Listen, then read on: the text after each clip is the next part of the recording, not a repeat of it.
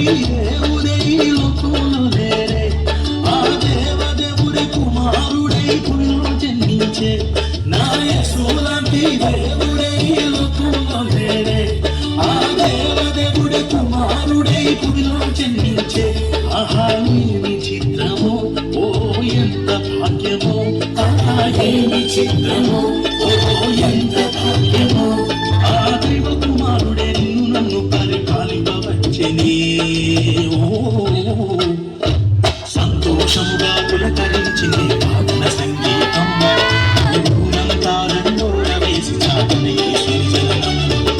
సంతోషముగా పులకరించింది పాటల సంగీతం. ఊరంతా దండోర వేసి చాటనే యేసుని జననం. నా యేసు లాంటి దేవుడే ఈ లోకంలో లేరే. ఆ దేవదేవుడే కుమారుడై భూమిలో జన్మించే.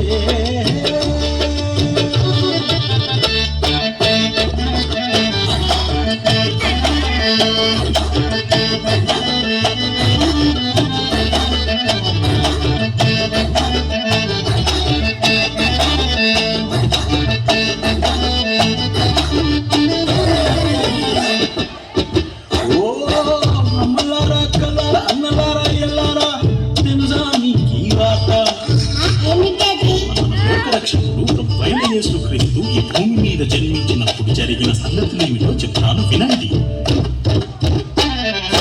అనగనగా యెరూషలేము రాజు ఉండెనట. ఆ రాజ్యములో హేరోదు మహారాజు ఉండెనట. తెలిపిరి హేరోదుకు యేసురాజు పుట్టెనట. హేరోదే రాజుగా తప్ప వేరే రాజుగా కూడదట. అయ్యో పాపం హేరోదు ఆట సాగలేదట. యేసురాజుని చంపగోరి ఆజ్ఞారి చేసినట. సతాను తంత్రాలేవి కూడా సారలేదట. యేసురాజే మహారాజుగా పూజింపబడెనట. ఇది కథ కాదు, ఇది కథ కాదు, యథార్థముగా జరిగిన సంఘటన. విభజింపబడెను చరిత్ర రెండు భాగాలు తన వలన. ఆ ఏమి చిత్రమో, ఓ ఎంత భాగ్యమో.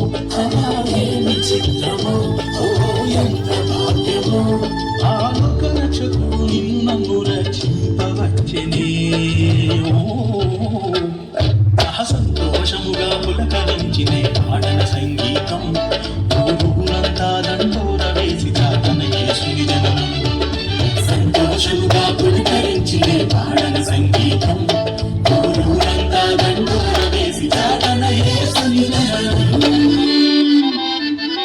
నా యేసు లాంటి దేవుడే ఈ లోకంలో లేరే. ఆ దేవదేవుడే కుమారుడై భూమిలో జన్మించే.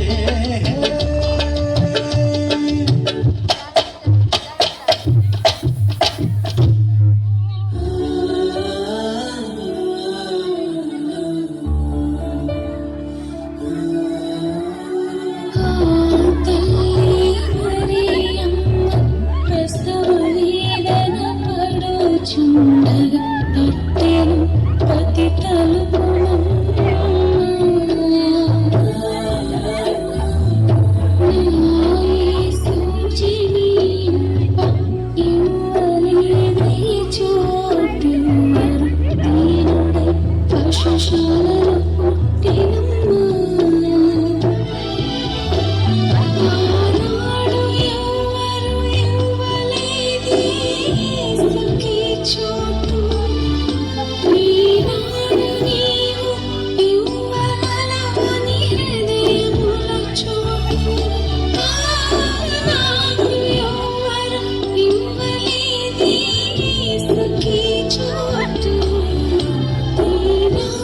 you.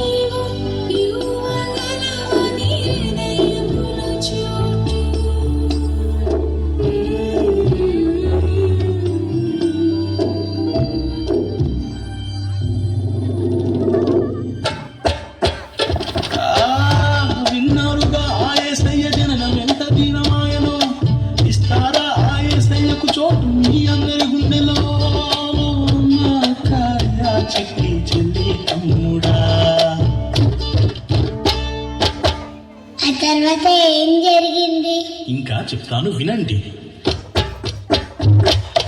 అదిగో ఆ తూర్పు దేశపు మహాజ్ఞానులట, ఆ చుక్కను చూడగా తెలిసెను రక్షకుడు పుట్టెనట. బంగారు సామ్రాణి పూలము కానుకలను తెచ్చిరట, సాష్టముగా సాగిల పడిను కిరియాయసుని ఎదుట. గొర్రెల కాపరులు గొర్రెలు కాయుచుండిరట, ఓ గొప్ప వెలుగు వారి మధ్యన ప్రకాశించినట. ఆ వెలుగులోన దూత ఈ శుభవార్త తెలిపినట, ఇక సంతోషముగా యేసురాజుని దర్శించవచ్చిరట. ఇది కథ కాదు, ఇది కథ కాదు, యథార్థముగా జరిగిన సంఘటన. 2000 ఏళ్ల క్రిందట ఇది జరిగిన ఓరన్న ఆయేమి చిత్రమో, ఓ ఎంత భాగ్యమో, ఆయేమి చిత్రమో.